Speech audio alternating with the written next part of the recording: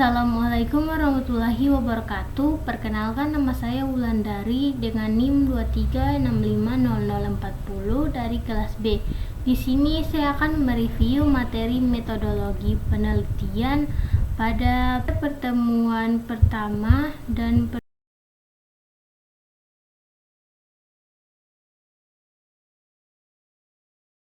pada pertemuan kedua.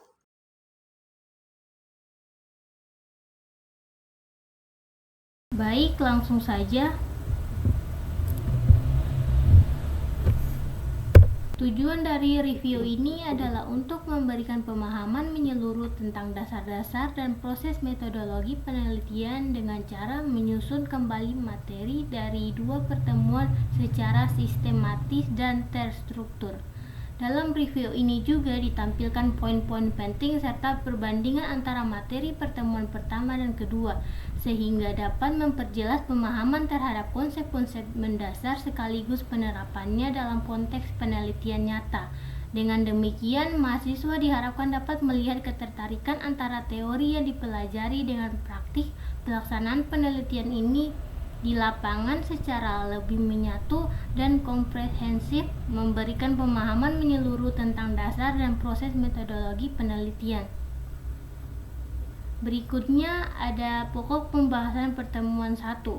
Pertemuan pertama membahas landasan filosofi dan konseptual dari metodologi penelitian, dimulai dengan pengenalan terhadap istilah metode sebagai cara dan logos sebagai ilmu, sehingga metodologi pahami sebagai ilmu yang membahas cara atau langkah sistematis dalam melakukan penelitian. Penelitian itu sendiri dijelaskan secara aktivitas ilmiah untuk mencari kembali atau research dengan tujuan mendapatkan pengetahuan baru atau menguji pengetahuan yang sudah ada.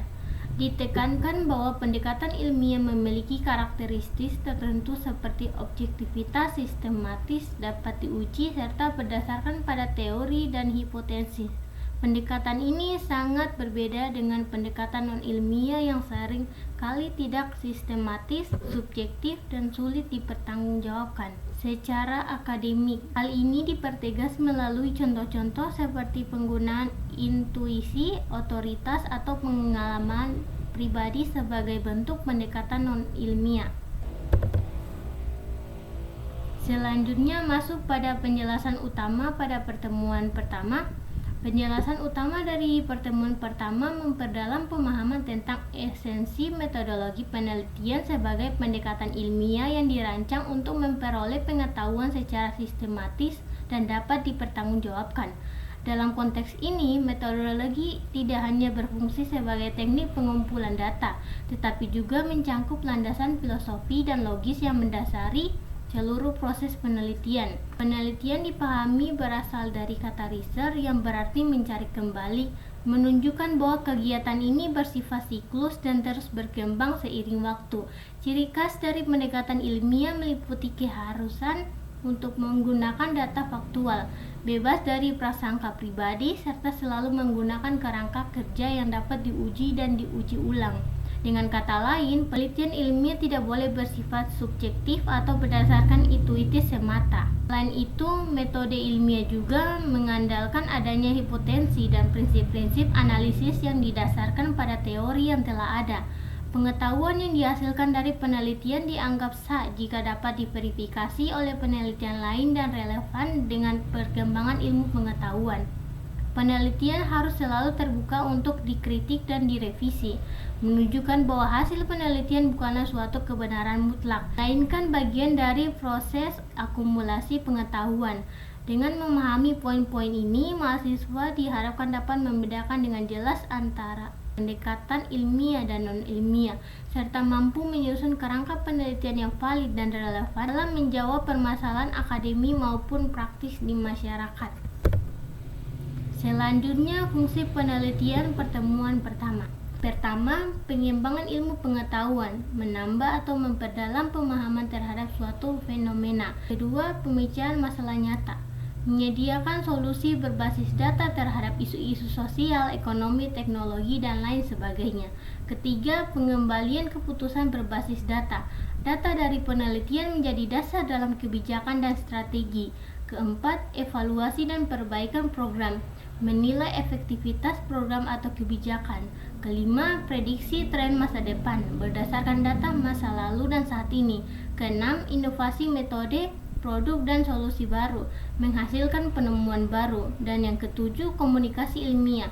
Pengetahuan harus dapat disampaikan ke publik ilmiah dan masyarakat umum.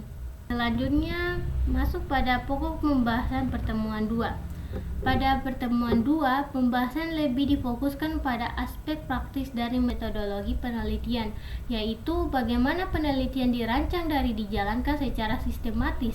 Pertemuan ini bertujuan untuk membekali mahasiswa dengan pemahaman teknis mengenai langkah-langkah konkret menyusun dan melaksanakan suatu penelitian ilmiah. Diawali dengan penegasan bahwa metodologi penelitian adalah cabang ilmu yang membahas cara atau metode yang digunakan dalam kegiatan penelitian. Pembahasan dilanjutkan dengan pemaparan tahapan-tahapan utama penelitian. Ini mencakup mulai dari pemilihan masalah, studi pendahuluan, hingga penyusunan laporan hasil penelitian. Semua tahapan tersebut harus mengikuti logika ilmiah, baik di edukasi maupun induktif. Pertemuan ini juga menekankan pentingnya kejelasan dalam merumuskan masalah penelitian serta bagaimana merancang kerangka teori dan hipotesis yang menjadi dasar dalam pengumpulan dan analisis data. Tidak semua masalah layak untuk dijalankan penelitian. Oleh karena itu, penelitian harus mampu menilai signifikansi dan kelayakan masalah tersebut. Selain itu, topik penting lainnya adalah pengenalan konsep variabel, baik variabel bebas maupun terikat, serta klasifikasi variabel berdasarkan fakta atau konstruk. Pemahaman ini sangat penting dalam penelitian kuantitatif, di mana hubungan antara variabel menjadi inti dari proses analisis data. Tekankan pula bahwa perbandingan atau hubungan antar variabel hanya sah jika memiliki dasar teoritik yang kuat dan logis. Selanjutnya, langkah-langkah penelitian pertemuan 2. Pertama, memiliki masalah. Kedua, studi pendahuluan. Ketiga, merumuskan masalah. Keempat, merumuskan kerangka teori dan hipotesis. Kelima, menentukan pendekatan dan variabel. Keenam, menyusun instrumen dan mengumpulkan data. Ketujuh, menganalisis data, menarik kesimpulan, menyusun laporan. Selanjutnya, variabel penelitian.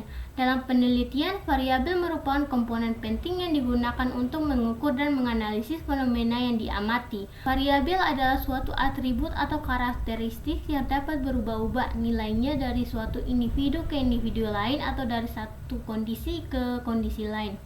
Pemahaman terhadap variabel sangat krusial karena menjadi dasar dalam merancang kerangka penelitian, menyusun instrumen pengumpulan data hingga dalam proses analisis statis. Variabel dibedakan menjadi dua bentuk dasar, yaitu konstanta dan variabel itu tersendiri.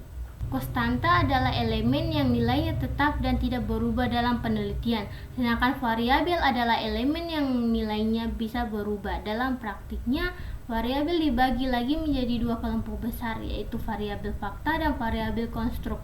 Variabel fakta adalah variabel yang ukuran atau pengumpulannya tidak memerlukan teori yang kompleks, karena datanya bersifat langsung dan nyata, misalnya jenis kelamin, usia, atau status pekerjaan. Sebaliknya, variabel konstruk atau konseptual adalah variabel yang bersifat abstrak dan tidak dapat diukur secara langsung.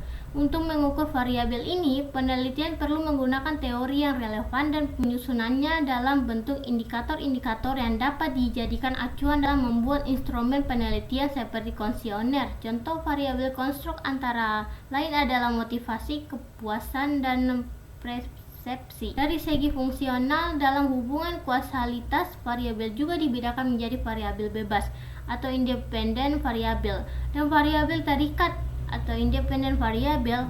Variabel bebas adalah variabel yang mempengaruhi atau menyebabkan perubahan pada variabel lainnya. Variabel ini hanya bisa dimanipulasi atau dikontrol oleh penelitian, sedangkan variabel terikat adalah variabel yang nilainya dipengaruhi oleh variabel bebas dan menjadi sasaran pengukuran dalam penelitian. Pemahaman yang baik mengenai jenis dan fungsi variabel membantu penelitian dalam merumuskan hipotesis dan memilih metode analisis yang tepat. Hal ini menjadikan variabel sebagai elemen utama dalam penyusunan desain penelitian kuantitatif yang valid dan relevan. Selanjutnya, perbandingan pertemuan pertama dan kedua. Jika dibandingkan, materi pada pertemuan pertama dan kedua memiliki pendekatan yang saling melengkapi. Pertemuan pertama lebih menekankan pada sisi konseptual dan filosofi dari metodologi penelitian. Di dalamnya, mahasiswa diajak memahami hakikat penelitian, karakteristik pendekatan ilmiah, serta pentingnya teori, fakta, dan dalil sebagai dasar dalam membangun kerangka berpikir secara logis. Gaya penyajiannya bersifat abstrak namun penting sebagai fondasi berpikir ilmiah. Sementara itu, pertemuan kedua lebih bersifat aplikatif dan teknis. Fokus utama diarahkan pada bagian penerapan prinsip-prinsip metodologis dalam praktis penelitian yang nyata. Mahasiswa diperkenalkan pada langkah-langkah penelitian yang sistematis seperti merumuskan masalah, menyusun hipotesis, memiliki pendekatan, hingga menyusun laporan.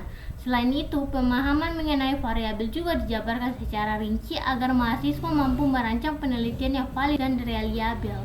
Dengan demikian, pertemuan pertama membentuk kerangka konseptual yang kokoh, sedangkan pertemuan kedua mengajarkan cara penerapannya secara teknis. Keduanya sangat penting untuk membekali mahasiswa tidak hanya dalam memahami teori, tetapi juga dalam kemampuan menyusun dan melaksanakan penelitian yang berkualitas. Perpaduan antara landasan ilmiah yang kuat dan keterampilan praktis ini akan menghasilkan penelitian yang mampu berpikir kritis sekaligus mampu mengeksekusi ide-ide penelitian secara sistematis dan terarah. Pada kesimpulannya, secara singkat, metodologi penelitian merupakan dasar penting dalam kegiatan ilmiah karena menggabungkan teori, pendekatan sistematis, dan teknik analisis yang dibutuhkan untuk mendapatkan pengetahuan yang dapat dipertanggungjawabkan. Kedua pertemuan memberikan pemahaman yang menyeluruh baik secara konseptual maupun teknis, yang saling melengkapi dan esensial bagi mahasiswa dalam menyusun dan melaksanakan penelitian dengan baik.